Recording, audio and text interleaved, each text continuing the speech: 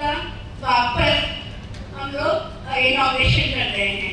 ठीक है, एक बार हो चुका है इस पुस्तक का विमोचन, दोबारा कर रहे हैं उसमें कुछ विशेषताओं के साथ। हाँ, संध्या खुद एक बहुत प्रसिद्ध लेखिका है और हर लेखिका इंस्पायर करते हैं, मोटिवेट करते हैं दूसरों को लिखने के लिए। वैसे ही उसने हमारे यंग रेडिएंट स्टार टीम को हमेशा कहती थी कुछ लिखो अपनी मन की बात, प्रेरित हमेशा करती थी। एंड जब उसका सेकेंड बुक इनॉग्रेट हुआ, जिंदगी फिर भी गुलजार है, एक छोटी सी टीम बनी हमारी रेडिएंट स्टार, जो उनसे सोशल मीडिया में एडवर्टाइज करने के लिए बहुत सहयोग दिया। हमारी संध्या गुप्ता बहुत ही सरल and always in giving we believe attitude में हमेशा रहती है। तो जब उसकी प्रतीक्षित बुक का वापस पब्लिकेशन करना था, उनका मन में थॉट आया कि क्यों ना हम एक सृजन टीम को भी इसमें इन्वॉल्व करें। तो उसने इस प्रतीक्षित बुक को एक नए रूप में लेके आई है जो आज तक लिटरेचर में कभी नहीं हुआ है। इसमें लिटरेचर, पोएट्री और इलस्ट्रेशन तीनों का कॉम्बिनेशन है, संगम है। कहानियों की विशेषताएं, पहली पुस्तक ऐसी निकली है जिसमें ये तीनों का कॉम्बिनेशन। सृजन टीम के बारे में थोड़ा अरुण चांडक बहुत अच्छा कविता लिखता है। हमारे जो भवन में अन्य कार्यक्रम होते हैं, मदर्स डे सेलिब्रेट करते हैं, फादर्स डे, इनकी कविता जब सुनते हैं हमारे आंखों में टप टप टप टप टप आंसू रहते हैं। और इसी प्रकार मानस, हमारी रिया, ये सब बहुत अच्छे लिखते हैं। और हमारा जो ये रौनक पंका, उसका सिर्फ एक मन था कि मैं भी कुछ पब्लिकेशन करूँ, लेखन नहीं था बट मन था कि मैं भी लिखूँ। संध्या ने उसे भी मोटिवेट किया कि ये सारे बच्चे मिलके एक सुंदर सा बुक हम लोग आज इनॉग्रेट कर रहे हैं। अभी इनॉग्रेशन शुरू करें। संध्या, आप कुछ बोलना चाहते हो?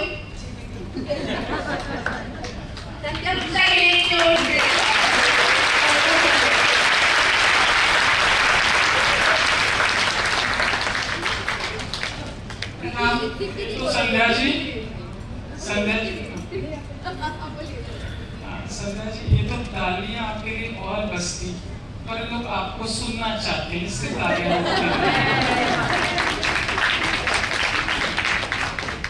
संध्या की कहानियों का संकलन आप सभी ने पढ़ा होगा, और अगर जिन्होंने नहीं पढ़ा है तो मैं सभी से आग्रह करूंगी जरूर पढ़िए।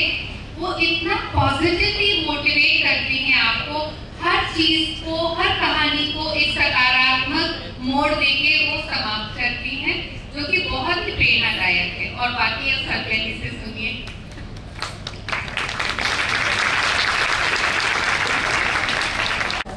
जब मैं इस मंच पर खड़ी होती हूँ एक लेखिका के तौर पे, तो जितनी बार मैं इस मंच पर आई हूँ उतनी बार आभार का भाव बढ़ता ही चला गया है।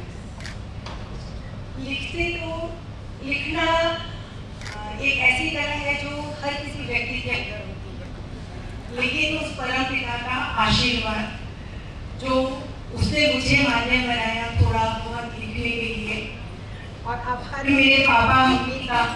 पापा ने मुझे लिखना सिखाया क्योंकि मेरे पापा खुद एक अच्छे लेखक हैं।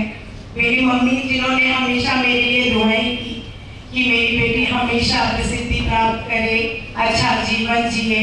और दीदी आभार बहुत सारा आपका दीदी। मैं यहाँ बताना चाहूँगी, ऐसे शायद सभी लोग जानते हैं कि जब मैं NRSP से जुड़ी थी तो और दीदी से पहली बार जुड़ी थी, तो मैंने दीदी को बताया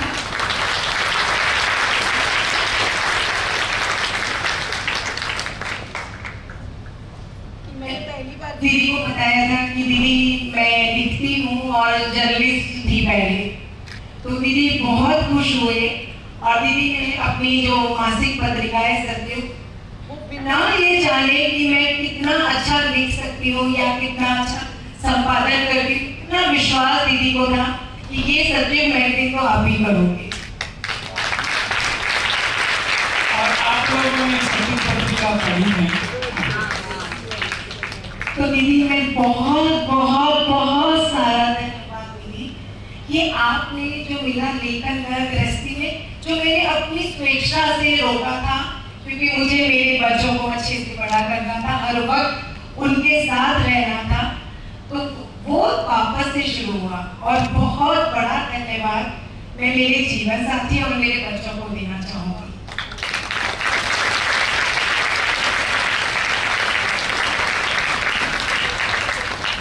मेरे जीवन साथी वो बिल्कुल मेरी ही तरह एनएसपी परिवार, उनका खुद का परिवार है, उनके लिए सबसे पहले एनएसपी है।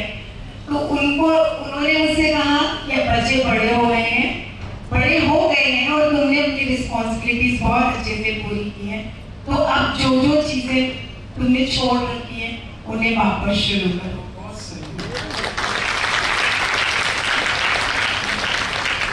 फाइलों में आप बैठे हैं वो भी इसका इसे फॉलो करेंगे जो उनके जीवन साथी लेके हैं। बहुत सुंदर। मेरा बेटा जो लॉयर है और एक बड़ा बिजनेसमैन है, उसने मुझसे कहा मम्मा आप हमेशा कहते थे ना कि तुम लोग छोटे हो, अभी बाहर जाके कुछ करना, अब तो हम बड़े हो गए और कितना बड़ा करोगे हमको। अब तो आप वापस से मम्मा वो सब शुरू करो जो आप हमारे लिए जो आपने छोड़ा है। मेरी छोटी सी बेबी हमेशा मम्मा मैं दिखने में ही छोटी हूँ, वैसे मैं बड़ी हो गई हूँ। और दीदी उन सबके सहयोग से मैंने 2019 में अपना पहला प्रतिष्ठित बुक का अनावरण किया। और ये मेरे बच्चे जो नारायण भवन को 7 साल प्रणाम है मेरा, मैं आज यहाँ पर इस प्रतिष्ठित बुक का तरुण, रिया, मानस, रौनक और डॉक्टर प्रियंका वो यहाँ मौजूद नहीं है अपनी व्यस्तताओं के कारण। ये सारे वो बच्चे हैं जिन्होंने मुझे कहा दीदी हम इसको मीडिया पर इस तरह से करेंगे, फेसबुक पर ऐसा करेंगे। मुझे बिल्कुल भी किसी भी चीज के बारे में कोई जानकारी नहीं, पर इन बच्चों से मैंने इतना सीखा। और दीदी छोटी छोटी चीजें हाथ पकड़ के दीदी आप ऐसे करो, इस पे जाओ, फोन पे मुझे गाइड करते थे, सारी चीजें इतनी अच्छे से सिखाई। तो और मुझे हमेशा स्पेशली रौनक, तरुण और रिया लिखते हैं, तो मैं इनको हमेशा कहती थी तुम लोग इतना अच्छा कि एक ही बुक के अंदर आपको कहानी, कविता और चित्रांकन मिले। और ये इन बच्चों के सामने मैंने अपना ये रखा कि हम ऐसा प्रयोग करते हैं। तो सबसे पहला क्वेश्चन था दीदी हम कर सकते हैं, मैंने कहा आपको पता नहीं आप क्या क्या कर सकते हैं। और क्योंकि मैंने उनको बोला कि आप दीदी ने आपने सुना है ना दीदी क्या कहती है, बस आप एक बार सोचिए और प्रकृति पूरा का पूरा आपको पूरी तरह से ये योगदान देती है कि आप वो चीज हासिल कर सकें।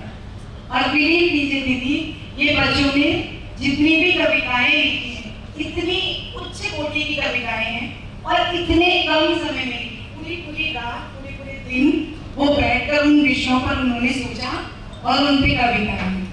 तो मैं ना दीदी चाहती हूँ कि ये सभी लोग भी अपने मन की बातें जरूर कहें। आज तरुण आपसे स्टार्ट करते हैं। नारायण तो जैसा कि संजय ने कहा, मेरे को लिखने का पहले भी शौक था, तो ये शौक है मेरे को स्पेशली लॉकडाउन में जब मैं घर से दूर था तो मैं ऐसे ही बैठे कुछ लिखने लगा था दीदी। और तब मेरे मामा जी ने कहा कि बेटा इसको और आगे करो, तुम कैसे भी कर सकते हो। तो दीदी जब आगे बढ़ते जा रहे थे, कहते हैं ना जैसे आप कहते हो अगर आप 1 कदम उठाओगे प्रकृति 11 कदम उठाएगी थी, और वैसा ही हुआ दीदी। दीदी आज तक मैंने सोचा भी नहीं था कि संध्या दीदी के मकसद के द्वारा हमें इतना बड़े संदेश मिलेगा कि हम खुद की कविताएं दीदी किताब में लिखेंगी और हमारी पुस्तकें छपेंगी दीदी। ये बिल्कुल भी मैंने सपने में भी नहीं सोचा था दीदी। और बहुत बहुत तहे दिल से धन्यवाद दीदी संध्या दीदी का, जिन्हें हमें गोल्डन अपॉर्चुनिटी दिया दीदी और हमें ये मौका मिला हमें उनके पुस्तकों में हमारी कविताएं साथ लो। धन्यवाद। नारायण सभी उपस्थित अतिथिगण को मेरा तो सबसे पहले मैं कहना चाहूँगी कि आज का जो कार्यक्रम है तरुण जी ने बहुत अच्छे से उसको मैनेज किया है, तो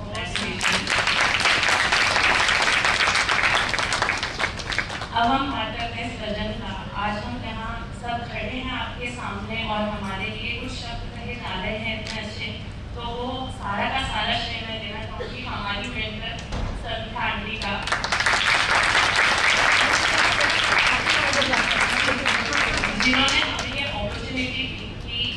लिखते हम सभी थे, लेकिन कहीं ना कहीं वो समय के साथ हमारी हॉबी छूटती चली गई और उसको डिस्कवर किया संध्या आंटी ने और हमें वो बोलने ने पुश दिया कि तुम लिखो, जैसा भी लिखा जाएगा तुम लिखो। उन्होंने हमें वो फेथ इम्पोज किया जिसकी वजह से आज हम यहाँ हैं और हमारी पुस्तक आप सभी के हाथों में जल्दी आएगी।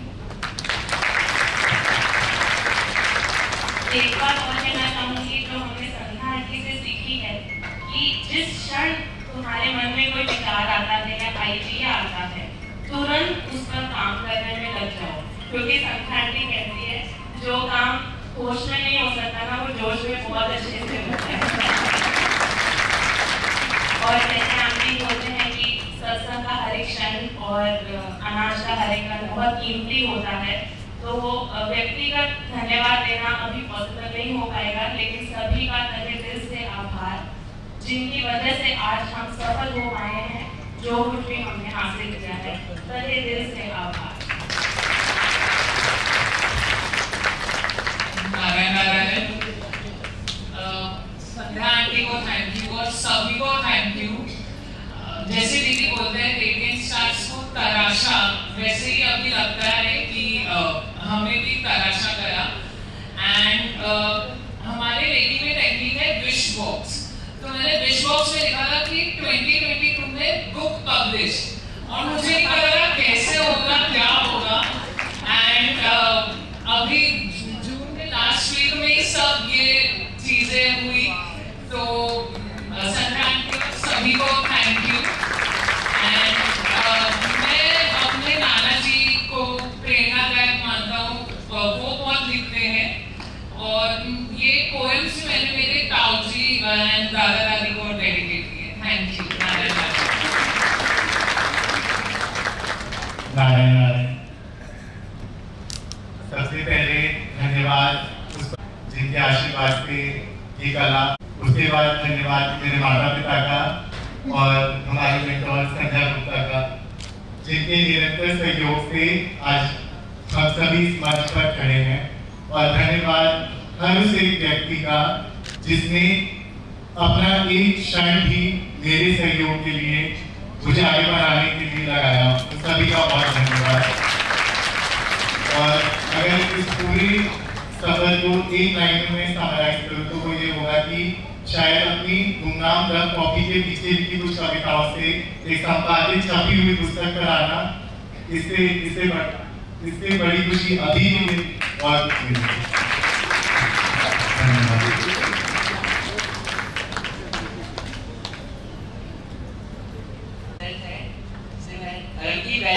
डॉक्टर प्रियंका गलांटी इस कारणवश आ नहीं पाई है और कनिष्का अग्रवाल, वो दोनों आ नहीं पाए हैं। उन्होंने अपना जो संदेश है वो वीडियो के माध्यम से भेजा है। अगर आपकी इजाजत है बस 1-2 मिनट का समय हो जाए। एक बार मेरे पास एक हाय, मैं डॉक्टर प्रियंका। आज का दिन मेरे लिए बहुत बहुत बहुत ख़ास है, क्योंकि आज वो मेरा सपना पूरा हो रहा है जिसकी मैं सिर्फ़ और सिर्फ कल्पना किया करती थी। बीइंग अ डॉक्टर कभी सोचा भी नहीं था कि लेखन के क्षेत्र में कभी मैं कुछ करूँगी, बट सृजन की हमारी सृजनकर्ता संध्या जी गुप्ता और मेरे सारे सृजन मेट्स ने इतना एंथुजियाज़म, इतना सपोर्ट किया कि आज मेरी भी कविता इस प्रतीक्षित के नए संस्करण में शामिल की गई है। So this is indeed a blessing to me and I am grateful to all of you. Thank you so much. मैं दिल से विश करती हूँ कि हमारा सृजन मंच आसमान की बुलंदियों को छुए। नारायण नारायण। मेरा नाम कनिष्का अग्रवाल है और मैं एटलस स्किलटेक यूनिवर्सिटी में second year fashion design student हूँ। इसी के साथ साथ मेरा हैंडमेड ज्वेलरी बिजनेस है और मुझे illustration, sketching and portrait making का भी शौक है। मैं खुद को बहुत लकी मानती हूँ कि मैं सृजन टीम का एक छोटा सा हिस्सा हूँ। संध्या आंटी ने मुझे अपनी कला का प्रदर्शन करने के लिए इतना बड़ा प्लेटफॉर्म दिया और ये अपॉर्चुनिटी दी, इसलिए मैं उनकी बहुत ज़्यादा शुक्रगुजार हूँ। मैं संध्या आंटी की पर्सनालिटी को बहुत एडमायर करती हूँ और मुझे उनकी बुक प्रतीक्षित में काम करने में बहुत ज़्यादा मज़ा आया and I feel really blessed. So thank you Narayan, thank you Sandhya aunty and thank you to everyone जिन्होंने ये बुक पढ़ी और उसे पसंद किया। Thank you. जो सामने आई है और मेरा उसमें कोई भी योगदान नहीं है। हाँ, एक मेंटर होने के नाते ये जरूर मोटिवेट किया कि तुम सब इतना अच्छा लिखते हो और लिखो।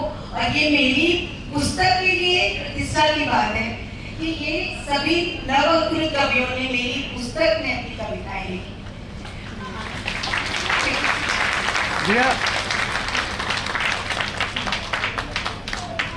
मधु त्रिवेदी जी, प्लीज आपसे रिक्वेस्ट है स्टेज पे आ जाएं। मानस के पेरेंट्स प्लीज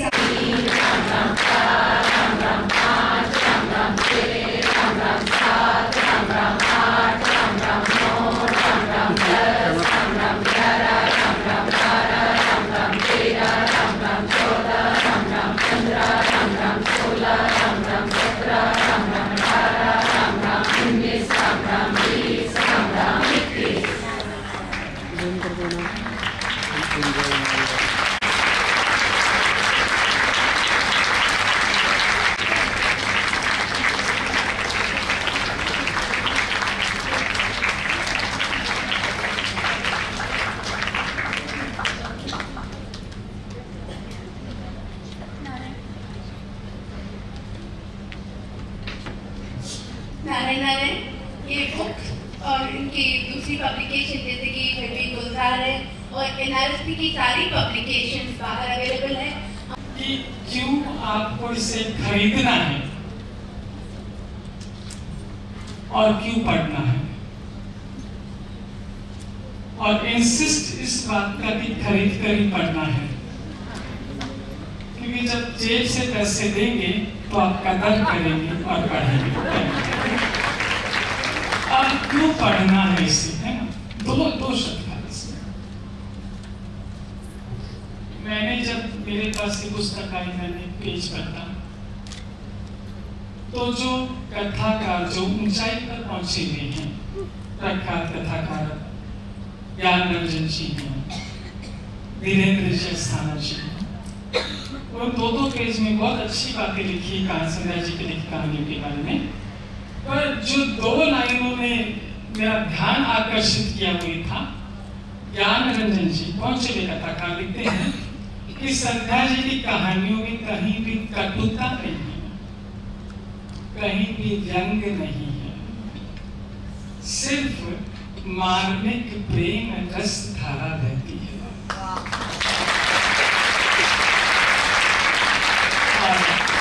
श्री वीरेंद्र जी अस्थाना लिखते हैं कि संध्या जी के लिए कहानियों में से ऐसी है कहानियां कि विपरीतता में भी व्यक्ति सुख खोज ही लेता है।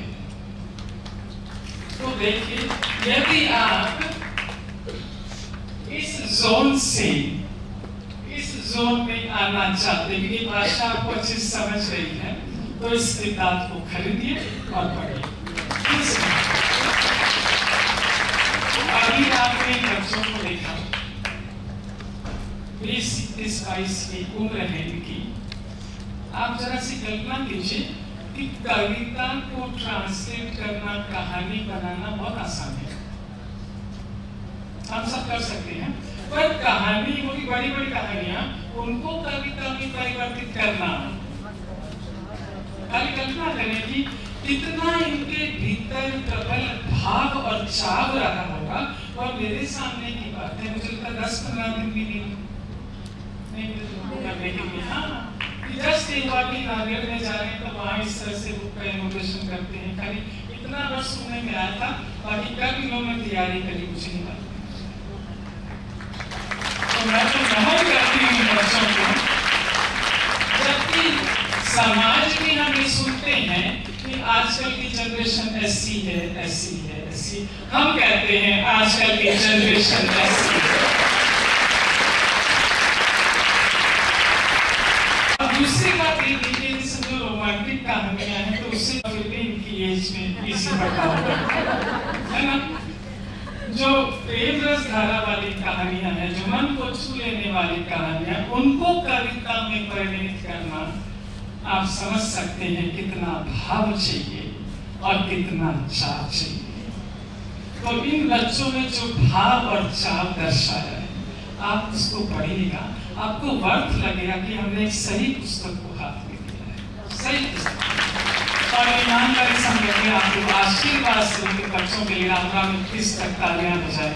उन्होंने ऐसा बड़ा काम धन्यवाद।